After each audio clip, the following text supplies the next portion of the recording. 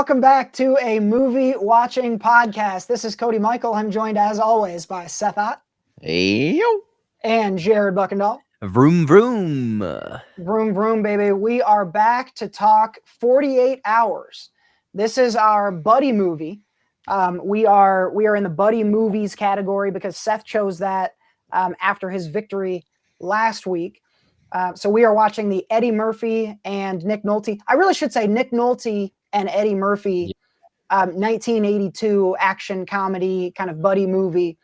I think this movie gets a lot of credit for kind of setting the tone for the buddy genre, which feels fitting to me. I don't know about you guys. I really liked this. We've been talking about these 80s movies over the last couple of months. And I keep coming back to the same feeling of not nostalgia really, because I wasn't alive then, but really appreciating movies shot like this. Things move slowly. There's long shots. There's shots here that work like a stage play, the way they move people around and blocking, rather than just cutting from desk to desk to desk. They just move the camera. So I liked a lot of the way that this movie was made. And it's dated for sure, but I was having fun the whole time. What'd you guys think overall on 48 Hours? I'm going to be honest. I was a little bit more down on it. I wrote down, man, this is a boring movie. Oh, yeah? Because I don't know. I thought there'd be more Eddie Murphy. And once he showed up and his scenes, I was like, yes, I can absolutely see the lifeblood that then turned into Beverly Hills Cop. I was like, every scene you can see it, just Axel Foley is bleeding out of this character just a little bit. Every time it was Nick Nolte, I was like, I don't give a shit about this character. I don't care about this man at all. So it was kind of like balancing like the good with the bad, which again, like that's buddy cop, buddy movies, you got to get along by the end. But yeah, I just did not have a great time with this movie.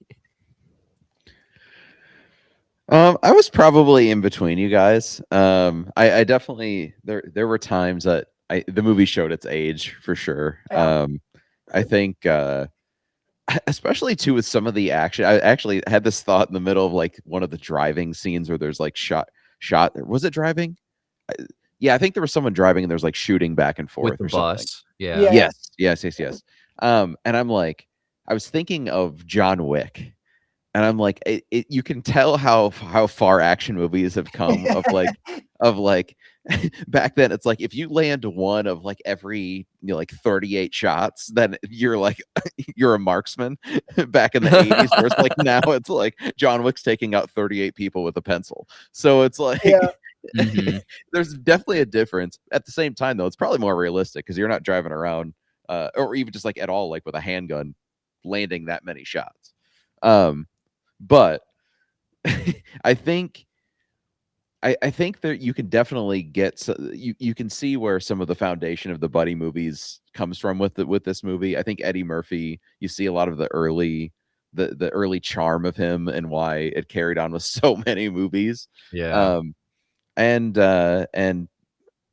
very outdated jokes and terms, as we probably get to with some of our bets, but overall, like I think there's definitely fun with it, but at the same time, the age kind of brought it down for me too at times. So I was kind of in the middle. I think worthwhile watching because it is a classic, but also not something I would probably ever choose to watch again. Yeah. It's I definitely think the structure, like, it could have used more Eddie Murphy if I was going to edit it. Yep. 100%. Because he doesn't show up until it's like 40 minutes in. Yeah, I think 26 minutes or 25 to 26 minutes. That's when he first shows up in the jail. Yeah, and this movie's only 90 minutes. Yeah, and it has a stretch for the 90. There's a couple shots in there where I was like, oh, we're watching him drive all the way down the block. Okay. But I was in the mood for that. I think kind of the slow pace. The dialogue was relatively simple. I wrote down a bunch of Eddie Murphy quotes that I just thought were hilarious. His line delivery was perfect in here. He's at one point he says, "My dick should be bronzed," he says after he has sex with somebody. I think that's a hilarious thing to say.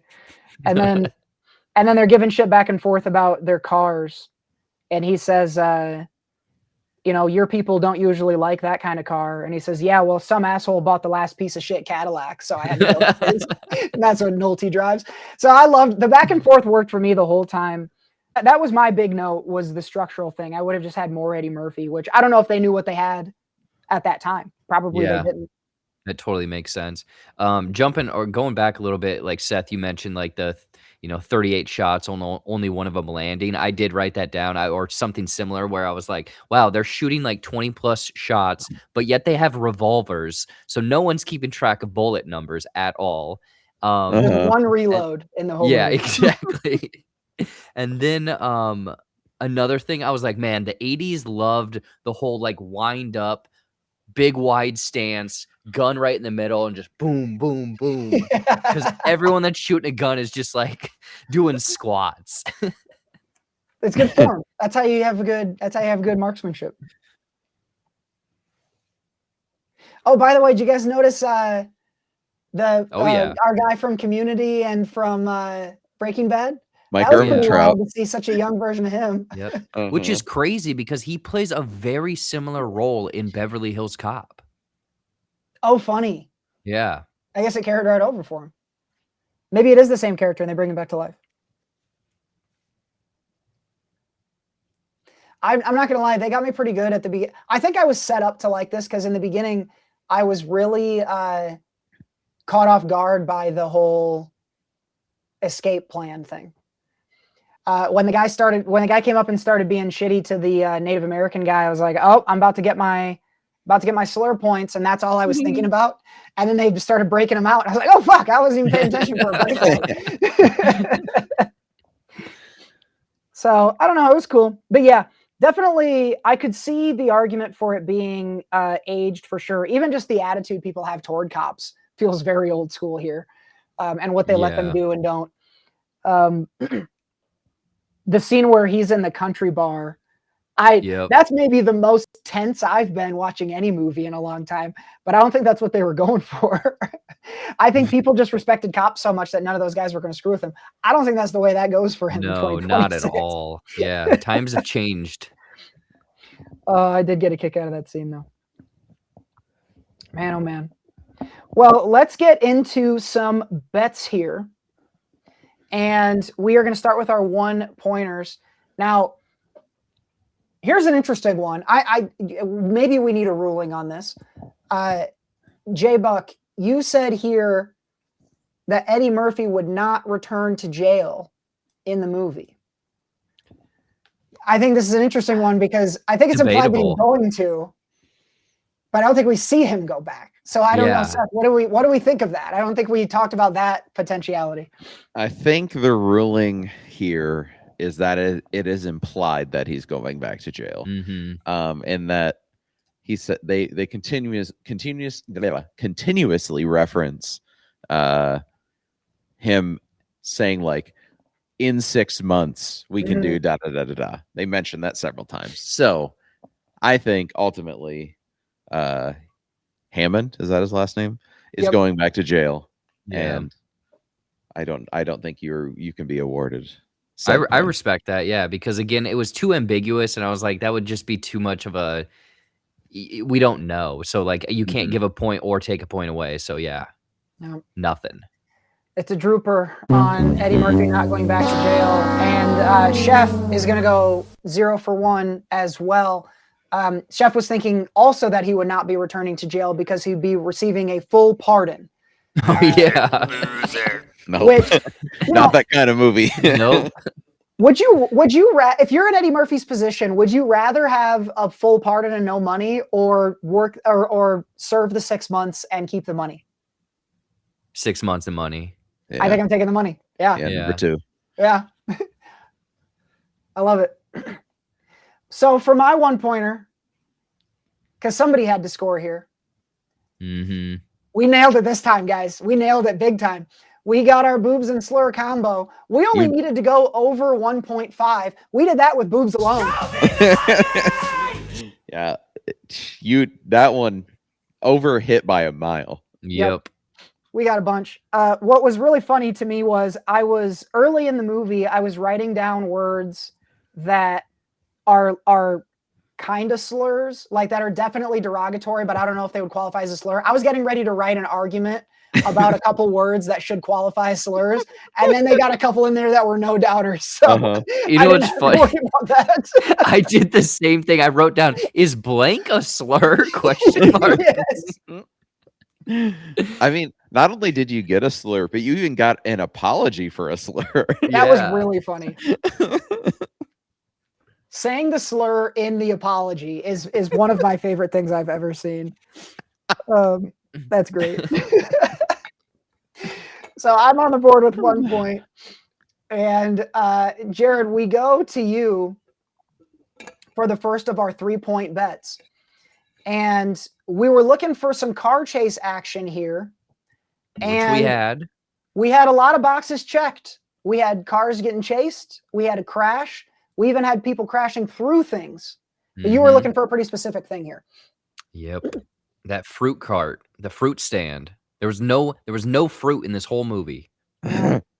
What did they go into? A Kinko's or something? I don't. They Yeah, I crashed through can't- into a building for sure, but I guess a bookstore maybe. Yeah. Can't really remember. I think I was just basically looking out for fruit, and I was like, okay, it's not happening. Oh wow! So no points on the fruit stand breakup. And then, so Chef, we'll go to your 3-pointer here. You expected and were correct that there would be a lot of drinking in the movie. These are some 80s cops. They do love to booze. But you also had a pretty high number. You were looking for more than 4.5 bottles of beer. Did we get there? We got quite close. Oh no, how close? So I scanned this because there were no characters of name that we of importance in this movie that drank from a bottle of beer, but there were multiple scenes that took place within a bar. The first bar was Torchy's. That was that country bar. There were 2 people in the background drinking from bottles of beer. Nice. So we got 2 there. Then the next bar scene was at Romans, which was that jazz bar, people jazz dancing lounge. around. And the lead singer was wearing a Minnie Mouse button. Did you guys catch that? There was there at the beginning of that scene, there was the camera kind of panned over like it was from the top down, and there you could see all the people dancing. There were 2 people drinking from bottles of beer. The rest of the movie, there was people drinking from cups, from glasses, all kinds of receptacles except for beer bottles. They even went to a third unnamed bar at one point. No bottle. There was a bottle at the beginning of the scene, and there was probably dozens of beer bottles in this movie, but only 4 were actually sipped from. Oh, that's Wow. nasty. No the half interaction. point. The half point Wow. did not get. Have we That's gotten any? Has brutally anyone close. gotten that close to a bet before without actually getting it? That's a heartbreaker. Yeah. Maybe, I don't know. Yeah, that was Also, that means you set the line perfectly. So take your win there. But so early on, when he first wakes up from having sex early and he goes and has a beer and she says, "What a way to start the morning." That's not a beer bottle? I don't think so. Does he drink out of something else? He definitely drank. Oh, he puts whiskey into he his puts into whiskey in his coffee. Yeah. That's what it is. That's what it is. Yep. Wow. So not quite enough drinking. I can't believe how close that is. That's Man. not quite enough drinking for 3 points. And then for my 3-pointer, I was looking for a classic cop movie trope where Nick Nolte was going to be surprisingly handcuffed to something while he wasn't paying attention by Eddie Murphy. We didn't quite get that. There was a lot of handcuff play, but we did not get the surprising cop cuffing, which I thought we would. So we get no points in the 3-point category.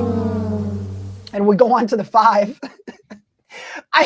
As I read this one, Jared, I found myself wondering what inspired it again. Because again, this was another really specific one that I don't think we got anywhere near, did we? Not even close. Because what were the actual specifics of this one? So we were looking for someone to pick up a hot dog from a hot dog stand and then spill some ketchup or mustard on themselves. Yeah, yeah. Not even And- close. We didn't have, I will say this though, we did have two people say hot dog and like unironically.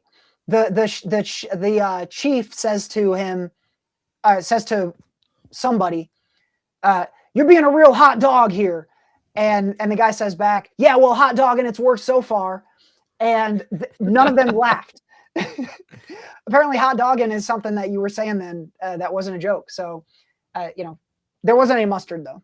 So, No. unfortunate for your point. I mean, a lot of this took place during the night, right? Like none of it was really daytime. I guess they Not were prime all, hot dog hour. Yeah.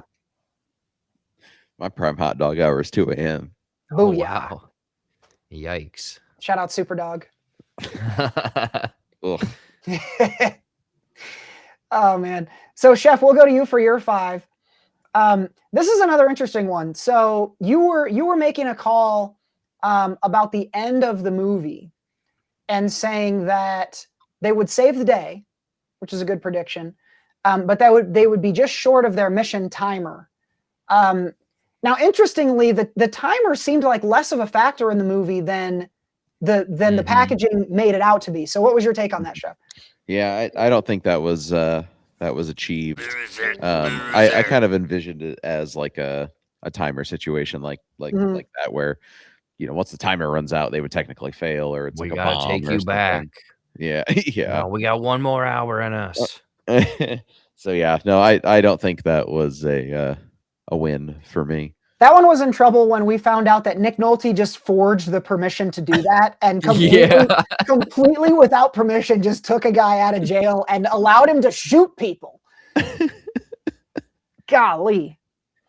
I mean, was maybe that's how cops and just everything laissez-faire, back in the 80s. Still is. If that's actually how cops were then their current reputation makes complete sense. Yeah, yeah. Because he just cold cocks a guy for absolutely no reason, just because he won't say anything to him.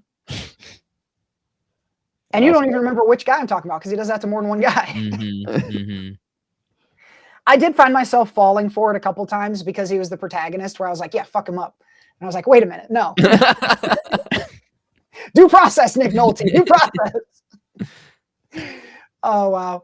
Well, let's round out the bets here. My 5-pointer is going to be a no-go as well. I was looking for them to get into a discussion or an argument maybe about the differences in their taste in music.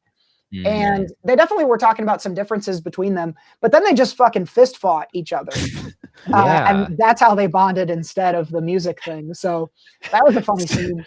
Speaking of that, the sound of the 80s, 70s and 80s. Oh my God, yes. Of punching.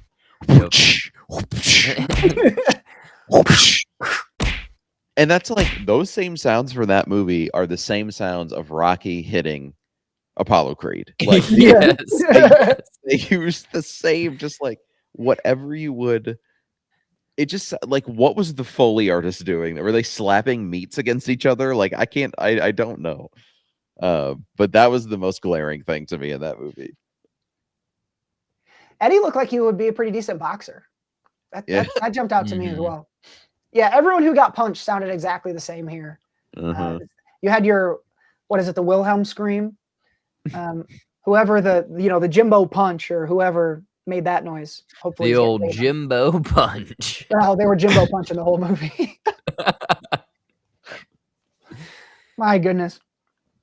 And so, as we wrap our bets, this is we do have a clear winner here, and it's your boy. So let me get a little LeBron sounder here. 4-3 for the win. Yes!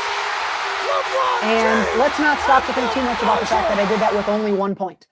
Hey, hey, fine. You know what though? You've been waiting for so long for the boobs and slurs to hit, and it finally did. It did, and it won you the game. Big money, no whammies. And you can bet your ass that I should come up with a name based on what we saw in the movie here. Maybe I'll just call it the 48 hours combo. So the 48 hours combo is here to stay, and it wins me the 1 point bet for the week. I suppose that means that we go on to our reviews. That completely throws me off because I've gotten used to Seth being in charge at this point. So we go on to reviews, and I'll kick us off. Like I said earlier, I really enjoyed this. It brought me back to kind of the 80s, which I find I'm really enjoying, kind of the tone and some of the techniques there. But definitely have had some dated material. So I'm going to come in at a 3.5 on 48 hours here. My pull quote is going to be Nick Nolte doesn't care about your Miranda rights. And it gets a 3.5. Chef, what about you? Where'd you land? I'm on the fence, but again, I think it was it made sense as a foundation of these type of movies. Had its hits, had its misses. I'd give it 2.5 stars, 2.5 out of 5. And my pull quote would be, I liked about 48 minutes. That's pretty good. Damn, you're good. Oh, wow. All right, my score for that is going to be, again, I think I had the least favorite time with this one out of the three of us, so mine is going to be a 2 out of 5.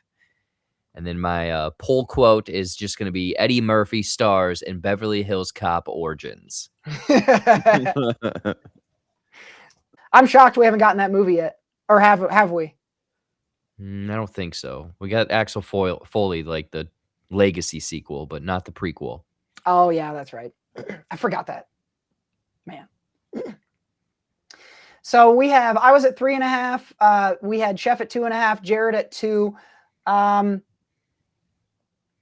I'm going to say 3 out of 5 for 48 hours. You can check that out on the Letterboxd, along with all of our pull quotes. Don't forget to friend us up on Letterboxd so that we can see your review of 48 hours as well.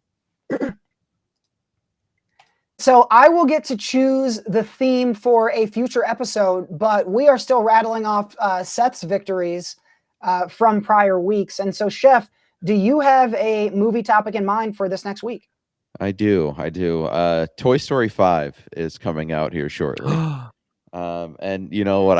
I've been winning so much that I just ran out of ideas, so I had to use current events. And so I'm gonna go with. At first I was like Pixar, but I feel like we've seen most of Pixar. That might be tough. So I'm gonna broaden it just a little bit to 3D animated movies. Okay. Awesome. This is a dope category. There's a lot of variety here. And so I think, especially if we find something off the beaten path, we could stumble on something really cool.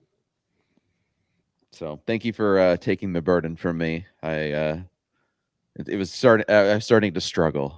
He's weighing on you. I saw how heavy your head was lying with the crown on it. And so, yeah, I thought I'd give you a week of relief. I'm sure you'll come and take it back, but we shall see. But for now, Co is king. And come on back next week for our 3D animated movie and find out which one we're going to pick so that you can watch along with us. Before we let you go, let's talk about what we've been watching. And we are going to hit a little TV here on a movie watching podcast. But this is warranted. This is a show that has been on Apple TV Plus that has been getting some great reviews, including from you, Jared. We just had this one wrap up its first season. Yes, fantastic reviews. I don't know how much of this you guys have caught, but we're talking about Widow's Bay right now. And this is an interesting one because it's kind of a mix of comedy and horror and comedy, I guess. The woman that was the creator, I can't think of it. It's Katie Dippold, I think. I'm definitely butchering the name, but she worked on like Parks and Rec, and apparently like through interviews I learned that she had this idea for this series like 20 years ago. So it's basically like, I don't know, if you have a good idea, just keep pursuing it because it'll pay off. But basically it's on this secluded island. It's this mayor who's kind of, trying to be like, okay, we got to turn this into a huge tourist destination. And then you kind of find out through the first couple episodes that, yeah, there's a reason people aren't coming to this island, and there's a reason why people are not leaving this island. And again, like I said, it's kind of a mix of comedy and horror. There's a lot of homages to like other movies like Jaws, Friday the 13th, Halloween. Basically, if you're a horror fan, there's a bunch of kind of like Easter eggs, references, little nods, either books or things in the background, character names. But the one thing that I really liked about it, because I'm not the biggest horror fan, people who've listened to us over the years, it's just the like very sarcastic, dry sense of humor, and they don't like sit on it. It's just like, here's this joke or this weird thing that happened. We're just moving on. And Yeah. then there's like actually genuinely terrifying or spooky moments in a handful of the episodes. I don't know. It was just really fun because it also does kind of have, not necessarily a Severance mystery box, like as deep as that, but there is a little bit of like twists and turns and kind of a mystery at hand and, things that haven't been revealed yet. I'm trying to, stay spoiler free, but this was a huge recommend. I like I feel like I latch onto and make my personality. Like there's one show every year that I'm like, okay, this is my personality for the year. Severance was that last year, and Widow's Bay is that this year. Honestly, that's the only endorsement I need. I remember, did you get preview episodes for this one to review? I did, yeah. But like, just to be clear, for anyone listening, I purposely do not watch ahead because I think that that's cheating, as in like theories or knowing answers to stuff. Yeah. But yeah. Okay, that is good to know. I remember when you caught, because you had like just the first couple episodes, and I remember you were really stoked on it immediately. And I was excited and I decided I was going to wait until it was all out and binge it. So now that it's all out, I'm stoked. I got plans this weekend. This is perfectly up my alley. It seems like they convinced you into an alley that's not typically yours, but is right up mine. So I think I'm going to dig it a lot and notice a lot of the Easter eggs that you were talking about. I also love that style of comedy where it just seems to be part of the world, and they don't, they don't make a big deal of pausing around all of it. Yeah, all of this is encouraging to me. There's a cool kind of culture around this show too. Do you know what happens if you Google Widow's Bay? I do, yeah. You get the next Martha's Vineyard and definitely not cursed in the "Did you mean" line. That's funny. And so Yeah. That's a little nod to some of the plot of the show, but the fact that they got a Google "Did you mean" gag is pretty funny to me. Mm-hmm. And like, again, I don't know if you guys have either of you watched any of it yet? I No. watched the first 2 episodes. Okay. But yeah, Cody, basically that Google image search, like that's a joke or that plays into a certain plot point of the show. Mhm. So I guess there's a little tease for you once you dive into it. Oh my God, I can't wait. Well, the show is Widow's Bay. It's available right now on Apple TV in its entirety. It's been renewed for season 2. And Yes, so yep. there will be more to come from Widow's Bay. We will hit the Cineplex, and I'm going to start. I just caught a couple days ago The Death of Robin Hood. Robin Hood? This is Hugh Jackman playing an old Robin Hood near the end of his life. I think the shortest review I can give it is think Logan meets The Northman. And I think you're going to be really close. Yeah, so that sells you. This is a Robin Hood who is does all the fanciful stuff from the show, but it's in real life, which means he needed to fucking kill a bunch of people in order to take their money and give it to the poor, right? And so he's like old and grizzled and has a lot of people coming after him because he's killed people in the past. And so he's got like their relatives and shit are coming after him to try to kill him. So he has to keep killing people. And it's really wild to think. You always get revenge stories from the angle of the person pursuing revenge. This is a really cool perspective of the person upon whom revenge is sought. And that's not the only or the main point of this, but that was one of the angles that I thought was really cool. The main thrust of the movie is that he becomes wounded and taken to a place to be healed. and he starts retrospecting and kind of talking to people, and it's time for him to kind of think about his life now. And so it's really cool the way it plays out. It is incredibly brutal. And do not underestimate my emphasis on this. Incredibly brutal. In the first 5 minutes, it's incredibly brutal. It sets the tone immediately, and it doesn't really let up. It's brutal in some really interesting and cool ways, though, where it's more to show you, to scare you, than for you to think it's cool. It's a type of brutality where you're like, oh God, yeah, this would suck. So I really dug this. I would recommend it. A lot of really cool. I think there's a lot of cool like papers that will be written about this one. Really interesting. Hugh Jackman's awesome. So is it kind of more of a drama with action elements? Yeah, I guess. Yeah. Well, for me, I think you could just watch it for the action and you'd be plenty satisfied. For me, I think there's enough substance around that that's really interesting. And that was more of what I'll remember about it. I'll tell people, oh, it was brutal, but the stuff I remember about it is the themes that I was thinking about that came out. And I gave you one of them. There's a few others that I won't share, but yeah, this was a cool one. I think I like any story about old men retrospecting. That's always cool to me. Man, that's a good. You know what? Now that you say that, we should have that as a topic moving forward at one point. Old man retrospection is going on the list. Old man retrospection. Oh wow! So yeah, that's Death of Robin Hood. You can catch that in theaters. I don't know if it was a super wide release, but I think it's available in most places. The next one is a super wide release, and this was the newest Spielberg movie, Disclosure Day. This one has Emily Blunt, Colin Firth is in here as well. You have Josh O'Connor, and the main. What's really cool about this movie, I think, is it puts you just right into the action. And so, like, I can tell you what the plot is because it starts in the first 10 seconds. There are people who have information that the government and corporations have been hiding, and they're trying to release it. And that release is Disclosure Day. So you're watching them attempt to release this information while the powers that be try to stop them. And it's really, to me, interesting the way it plays out.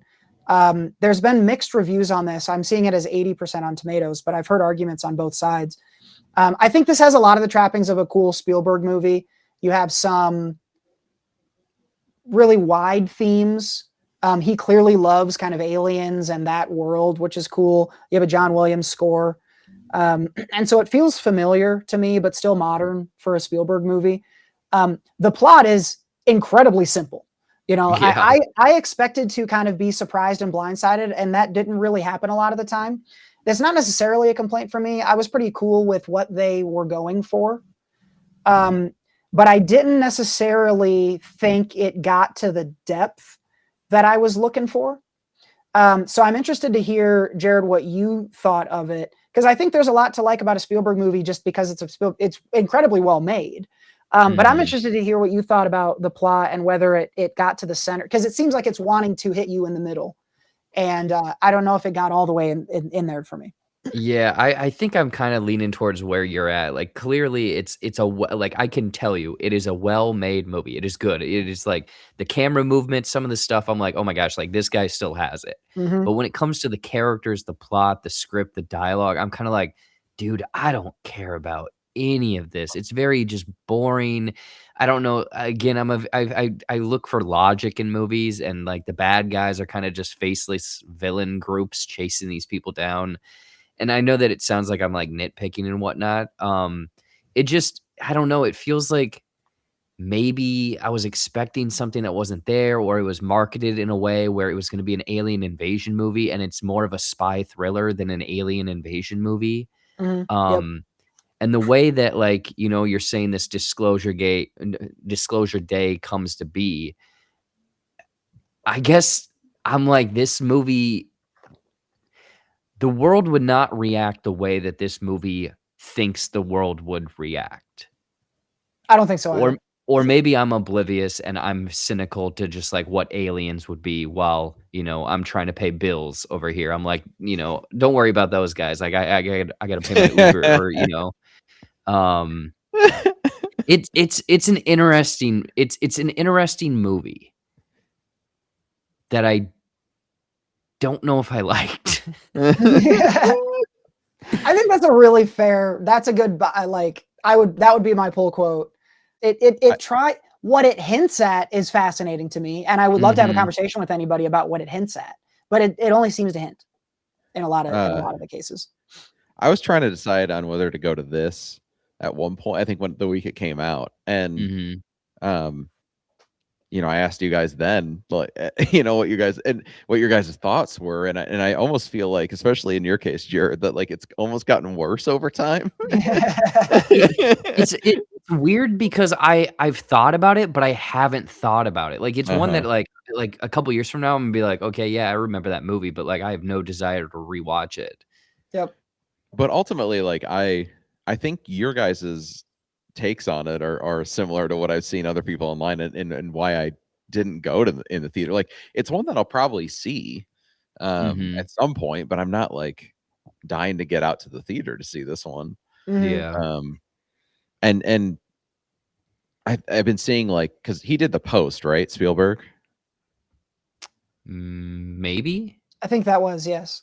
Um that it kind of has, like, it sounds similar to me of like that movie. I mean, that movie was nominated for an Oscar and stuff, but it just felt very like, yep, that's a Spielberg movie, Yes, I do remember. I Mhm. do remember us saying that. Yeah. Yep. And so I don't know if like the same, because I feel like when that got nominated, it was just because it was like a Spielberg movie that came out around Oscar season with Meryl Streep in it. Yeah, it's going to get nominated. Mhm. I don't know if that same type of credit is going to come to this one from the sounds of it. Like, I don't think I would expect it to be nominated, but I don't know what the other. You know. mhm, Yeah.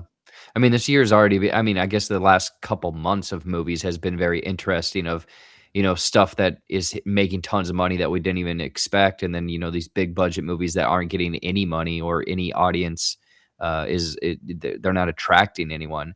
mhm. The last thing I'll add on Disclosure Day, like the opening 20 seconds is truly, I thought I was in the wrong movie. It is really cool what Spielberg does, but I was Oh, like, "Wait a minute, am I in the right movie right now?" Hmm. Yeah. You're gonna have to remind me when we get off about what exactly that is. Well, we have plenty of Spielberg that it sounds like will be higher than Disclosure Day on his list. But if you find yourself in the theater or if you've already bought your ticket to Disclosure Day, I don't think you're going to necessarily have a bad time. So you can still enjoy that one at the theater now. The big movie from this past weekend that both of you have seen, but that I have not, is of course Toy Story 5. This has now been 30 years from the first movie, which is absolute insanity for someone mhm, our age to be thinking about. Um, but we had we've got the iPad coming into the mix and shaking things mhm. up with the toys, right? So I know you guys are big. You guys are both bigger Toy Story heads than me, Mhm. and I know this is a nostalgia bit for a lot of folks. So, what did you guys think of this one? Did it get you there, as the rest of them seem to always find a way to? Well, I mean, I don't know if you guys remember, but I did not like 4. Toy Oh, Story okay. 4, I was not a fan of. Um, and in seeing Toy Story 5, because I'll just say ultimately I did like Toy Story 5 quite a bit more than 4. Um, I think I was able to kind of understand why I didn't like 4 a little bit more. Ultimately, though, for Toy Story 5 it's basically a Jessie story, which Jessie is the girl version of Woody from introduced in the second one. And uh, you get a little bit more of her backstory, and it's really focused more on her and kind of what the heart she brings to it. Um, I think in terms of the overall like plot of this one and what drove my enjoyment of this one that was missing in 4 is that it's really focused on Bonnie and Jesse's connection to Bonnie, and Bonnie's like the little girl who had the toys passed on to her by Andy from the original series. Um And having that connection with and showing why, like, what the toys mean to this Mhm. child really brought it back to that original feeling to me. um I don't think there was quite as much heart as the original, first, especially the first movie, and my favorite's the third one, but Hmm. it still did, to me, felt there felt like a something to really care about in this one. For me, the fourth one, there was no connection to the kids at all. It's truly just like a Toy Story. It Yeah, sounds stupid to yeah, say, but it's like, I think you need a reason to care about these toys, because otherwise they're just toys. But the ultimately, like, these toys, what they live for is the child in the in the story. So that's what brought it back to a place of, like, kind of a heartwarming, like, reason for me to care type of thing. But it does feel a little bit like, in some ways, the original Toy Story movies are again, this is going to sound stupid, but grounded in some ways. And this one, it felt more like it feels like a Saturday morning cartoon in some ways, of just like, there's one particular storyline with Buzz, and it doesn't really make sense until you get more into the movie. But that feels like a Saturday morning cartoon trope. I ultimately enjoyed it, and though I enjoyed that storyline and it made sense in the end, but it it feels like a little bit more out there and silly. I guess that's probably what it is to me. I love silly, but the Toy Yeah. Story movies, like, as silly as they got, it still felt emotional in a lot of ways. And this was, while there was emotional points, it didn't fully connect with me like the first three, especially. So I liked it a lot. It was very fun. Um, but it's still, like, out of the five, it's fourth for me. And I think hmm there's a pretty big gap between, like, for me, it goes 3, 1, 2, 5, 4, and there's a pretty big gap between 2 and 5 still.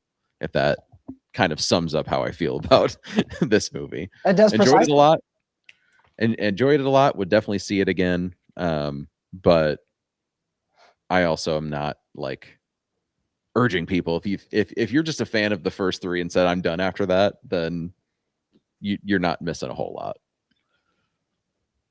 Yeah, I've pretty much just been nodding my head this whole time because I agree with your ranking of that. Um, I did get emotional. Like there was, certain plot Mhm. beats of this. I shed a tear here or there because of just, Mhm. friendship basically at the end of the day, and just, Uh-huh. finding your people. I thought that there was some cool things that they did because, like, in the previous ones, for example, the cold open of 3 is kind of like this bombastic action sequence, and the toys are playing, aka showing imagination. There was a visual style that they added to this that was kind of like stylized to show playing, like the toys playing, and it's like, oh, this is a different world. I can understand that them acting right now, there's no humans that can see them. So I kind of like that, like, added addition to this. But I agree with what you're saying, Seth, of like, there's like, I don't know, 4 different plots kind of going on. Uh-huh. And 2 of them, I'm like, you didn't really even need this, but I understand from a runtime perspective, like, you would have had an 80-minute movie if you didn't have these other 2 things going on. Uh-huh. Like Woody, I get that he's like the mascot, he's the Mickey Mouse of this franchise, you gotta have him here, but, like, he does nothing. There's no Yeah. reason for him to be in this movie aside from sell toys and brand Mhm. recognition.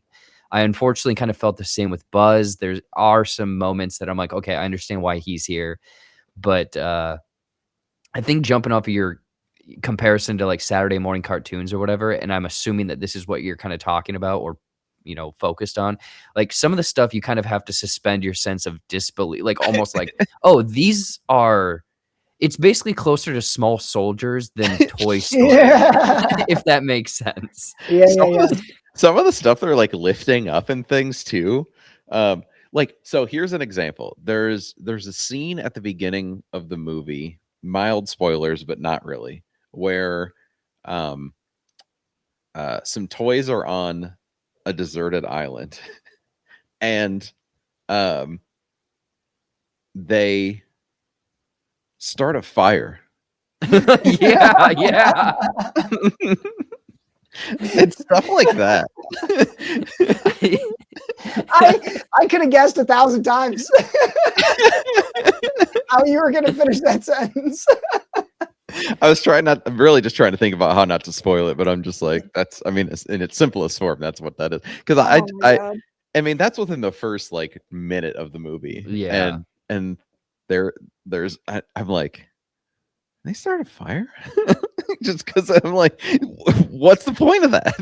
And the logic of like same thing with like them getting wet and stuff. I'm like, there was a point I literally had to say to myself, I was like, okay, you got to throw the toy logic out the window. Yep. Oh, that's so good. That's so good. You're such a good patron. That's the thing to do. Because I do love that franchise. It's my favorite franchise. You know, if Toy Story is one or two of in my favorite all time animated movies, and 3 is like in my top. Toy Story 3 is probably in my top 10 of movies. Like I love this franchise, but it's also like at a certain point. I mean, this made the most money of them all so far in opening weekend. Wow. It's killing. So. And I Mhm. think Toy Story 4 also did really well opening weekend. So they're just going to keep pumping these out now. For me, like if we're just talking about like the franchise itself, I'm going to just count 3 as the last one, and Yeah, we're yeah. good. And then the rest of this is just all kind of fun little Saturday morning cartoon. And I might need to rewatch 4 with that same viewpoint. Yeah. But because that one I had too much expectation. I really thought they were gonna like tie that into the like with Andy somehow, and like that was my expectation going in, and that was probably why I didn't like it. But ultimately, I'm just gonna enjoy these kind of like I do Marvel movies. These Yeah, are yeah. just little cartoons.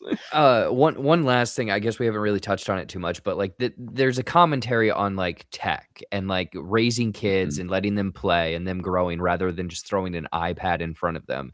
And I thought that was handled fairly well, as almost like, hey parents, because it was funny because I think I was talking to someone or maybe I saw a tweet that was like, I'm in Toy Story, and a parent just gave their kid an iPad to make them shut up, even though the movie Fuck is off. telling you do not do that.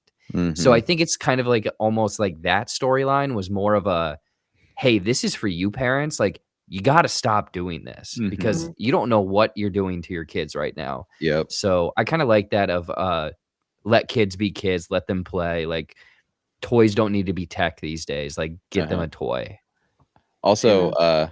Conan O'Brien does Mm. he's a older piece of tech that is a potty training toy, Oh God. Smarty Pants, and he is amazing, which is another reason why why I enjoyed this movie. I love me some Conan, and especially when Conan's doing potty humor. But yeah, so the new cast in this was great too. I think another reason why I didn't like 4 is I love Tony Hale, but that Spoonie character got really annoying. Mhm. And so in this one there's less of him. He has a wife also in this, Spoonie does, and her name is like something it's like a normal name. LaFonda? It's like I have to look it up, but no, I think the additional cast in this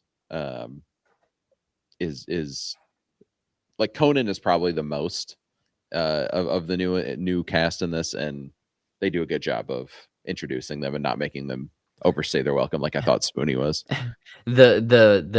His wife's name, first off, it's voiced by Melissa. I can never say her last name. Mia Senior. Yeah, there we go. Karen Beverly. Okay, that's funny. Yeah. Or Sporky, that's his name. Sporky and Karen Beverly. Sporky, yeah. God. Oh, that's funny. I do like that. I have a take that I don't think is right on, but that I love, and I might roll with. And this could be my take. This could become my take of the year if I really put some energy behind it.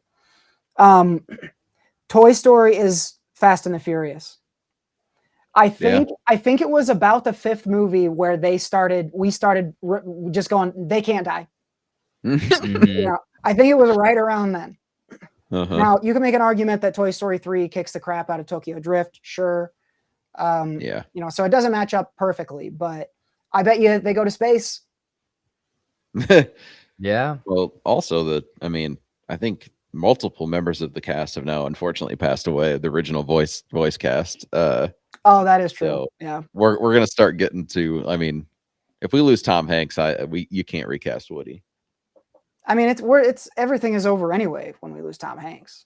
That's true. Yeah. the doomsday clock. He's the is last just Horcrux. his life. Yeah. The last Horcrux. Oh man. Well, we hope Tom Hanks will save us all. But until then, you can catch Toy Story 5 in theaters, along with Disclosure Day and The Death of Robin Hood. And then don't forget Widow's Bay over on Apple TV Plus.